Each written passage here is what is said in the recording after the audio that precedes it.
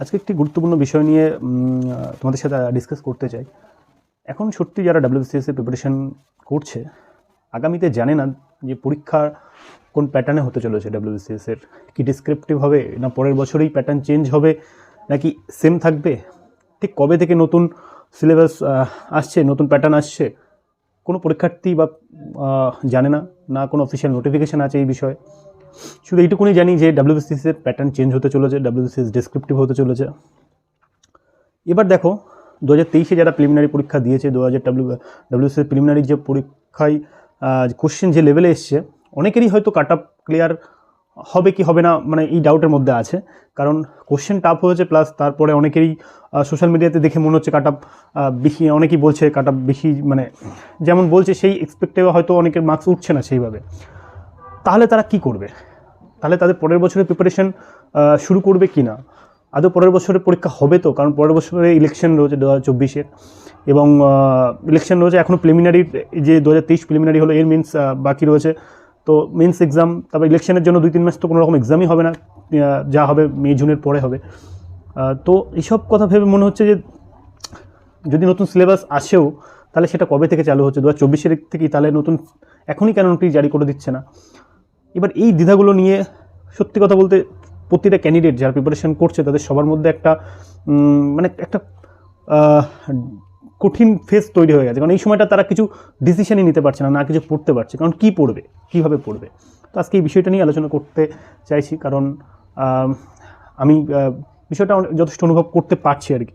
তো দেখো, যতটা প্রশ্ন এখানে আছে যে ডাব্লিউবিসিএস এর প্যাটার্ন কি আদৌ চেঞ্জ হবে, এই বিষয় নিয়ে তো 1-1.5 বছর আগে থেকেই প্রথম যখন এটা নোটিশের মানে জানা গিয়েছিল, এবং একটা পেপারে নাকি রাজ্যের মুখ্য সচিব এইচ.কে দ্বিবেদী জানিয়েছিলেন যে হ্যাঁ, ডাব্লিউবিসিএস এর প্যাটার্ন চেঞ্জ হতে চলেছে, প্যাটার্ন ডেসক্রিপটিভ হতে চলেছে। তো সেটা থেকে জানানোর পরে কিন্তু কবে থেকে হবে এই বিষয়ে কোনো ক্লিয়ারিটি দেওয়া হয়নি। তো সেটা 2024 থেকে হবে না 2025 থেকে হবে, কেউ বলতে পারবে না এই সিচুয়েশনে। এবং সিলেবাস যদি চেঞ্জ হয়, তাহলে সেটা কতটা, মানে এখনই কেন সেটা জানানো হচ্ছে না? তো পিএসসি এই বিষয়ে অবশ্যই জানিয়েছে যে আমরা বিষয়টা সামনে চেঞ্জ করব, কিন্তু এক্ষুনি জানানো, মানে চেঞ্জ করার আগে অবশ্যই জানিয়ে দেওয়া হবে নোটিশ দিয়ে যে কীভাবে হবে। এখন সত্যি কথা বলতে এই পরিস্থিতিতে ক্যান্ডিডেটদের কি, মানে কীভাবে তারা চলবে আর কি, কী করা উচিত? পড়াশুনো তো আশা করি কীভাবে করবে, কোন ডিরেকশনে করবে, অ্যাজ এ ক্যান্ডিডেট সবারই এই জিনিসটা মাথায় আসছে। দেখো, এখানে আমার মনে হয় এক তো এই সময়গুলোতে পরীক্ষায় পরের বছর, সত্যি কথা বলতে আমার মনে হয় পরীক্ষা হতে গেলে একটু লেট হবে, কারণ লোকসভা ইলেকশন আছে। তাছাড়া ডাব্লিউবিসিএস প্যাটার্ন চেঞ্জ করতে চলেছে, অনেকেই বলছে 2024 থেকে চেঞ্জ হয়ে যাবে, অনেকেই এটা হাওয়াই খবর শোনা যাচ্ছে, কোনো মানে অফিসিয়াল এটা খবর নয়। তাহলে যখন প্যাটার্ন চেঞ্জ হয় বা সিলেবাস চেঞ্জ হতে চলেছে, প্লাস ভোট রয়েছে, তার প্লাস মেইনসের এক্সাম বাকি রয়েছে, পিএসসির আরও কিছু কিছু এক্সাম বাকি রয়েছে, মিসলেনিয়াস ফর্ম, তারপরে ক্লার্কশিপ, অনেক এক্সাম পিছনে আছে। তো সব মিলিয়ে মোটামুটি লোকসভার পরে যদি নতুন করে এক্সাম নেওয়া হয়, তাহলে নিশ্চয়ই তার মধ্যে সিলেবাসের একটা ড্রাফট তৈরি হয়ে গেলে হয়তো ওরা নতুন নোটিফিকেশনে 2024 নোটিফিকেশনে সিলেবাস জারি করে দিতে পারে। তাহলে এখন কি করব? এখন তো একটা বছর কি তাহলে বসে থাকবে? ক্যান্ডিডেটরা কি পড়বে না? দেখো, যারা পুরানো প্রিপারেশন করছে তাদের কাছে তো এটা একটা মানে সবচেয়ে বাজে সিনারিও হবে যে যদি তারা এই 5-6 মাস পড়াশোনা ছেড়ে দিয়ে বসে থাকে, তাহলে তাদের প্রিপারেশনটা পুরো হয়ে যাবে। আর নতুন যারা এসছে তারাও যদি মনে করে যে নতুন নোটিফিকেশন বের করবে তারপরে পড়বো, তাহলেও ব্যাপারটা কোথায়, তাদের প্রিপারেশন একটা পিছিয়ে যাবে। এখন এই পরিস্থিতিতে দুটো উপায় থাকতে পারে। এক, তুমি মনে করতে পারো যে সিলেবাস এখনো জারি করা হয়নি, তাহলে আমি এখন সিলেবাস নতুন নোটিফিকেশন আসলে পড়বো, বা এখন কি পড়বো এই হিসেবে তুমি টাইমটা ওয়েস্ট করতে পারো, ঠিক আছে? এবং যখন নোটিফিকেশন বেরোবে, তারপরে নতুন করে প্রিপারেশন নেওয়া শুরু করবে, তারপরে দেখবে পরীক্ষা চলে এসছে, সেইভাবে প্রিপারেশন নেওয়া হয়ে ওঠেনি হয়তো বা। আর একটা, যারা সিরিয়াস ক্যান্ডিডেট আমার মতে বলে, যারা সত্যি তাদের স্বপ্ন নিয়ে সিরিয়াস, হয়তো নতুন প্যাটার্ন আসলে তারা কেউ ছেড়ে যাবে না, কারণ ঠিক আছে দেখবো কতদূর খেলাটা হয়, তাই না? তাহলে তারা কি করবে? তারা এই পরিস্থিতিতে, দেখো চারিদিকে তো কোচিং ইন্ডাস্ট্রি রয়েছে, কোচিং ইন্ডাস্ট্রি সবাই তোমাদেরকে শুধু অ্যাডমিশন নেওয়ার জন্য স্ট্র্যাটেজি তৈরি করছে আর ভর্তি হতে বলছে। আমার তেমন কোনো ব্যাপার নেই, কিন্তু তুমি যদি সত্যি সিরিয়াস হও, এখন কোনো কোচিংয়ে ভর্তি হও না আমি বলবো। কারণ এই পরিস্থিতিতে কেউ জানে না কেমন সিলেবাস হবে, এখন ভর্তি হওয়া মানে বেকার।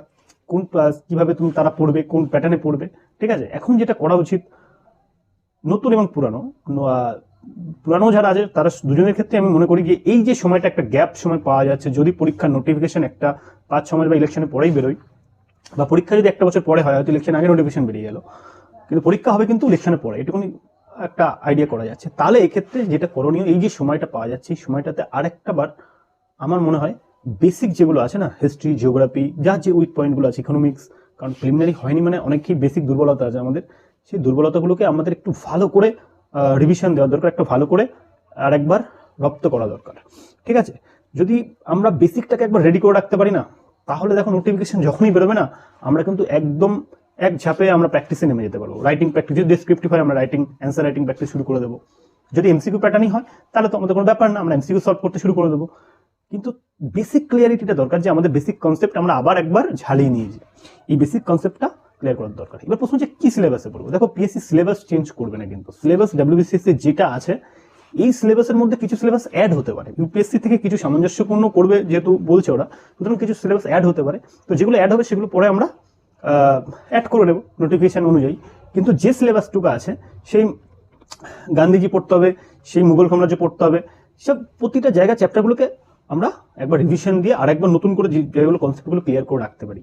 এটা একটা সিরিয়াস ক্যান্ডিডেট আমার মতে বলে এটাই করা উচিত, সময় নষ্ট না করে। এই যে সময়টুকু নিজের বেসিক দুর্বলতার জায়গাগুলোকে রিপেয়ার করার সময়, ঠিক আছে, এই সময়টাতে যদি আমরা অজুহাত দিয়ে বা টাইম ওয়েস্ট করতে থাকি, তার মানে কোথাও না কোথাও গিয়ে আমাদের স্বপ্ন দুর্বলতা আছে, আর আমরা আবার সেই নোটিফিকেশন বেরোনোর পরে তাড়াহুড়ো করে পড়াশোনা নামতে শুরু করলে দেন আই ডোন্ট নো কতটা তারা সিরিয়াস।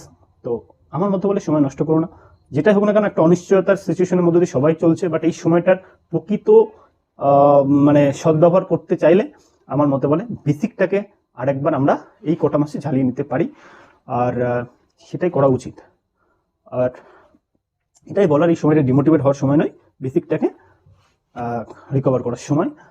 তো অ্যাজ ইউ উইশ, আমার যতটুকু বলার আমি সেটা বললাম অ্যাজ আ ব্রাদার হিসেবে তোমার।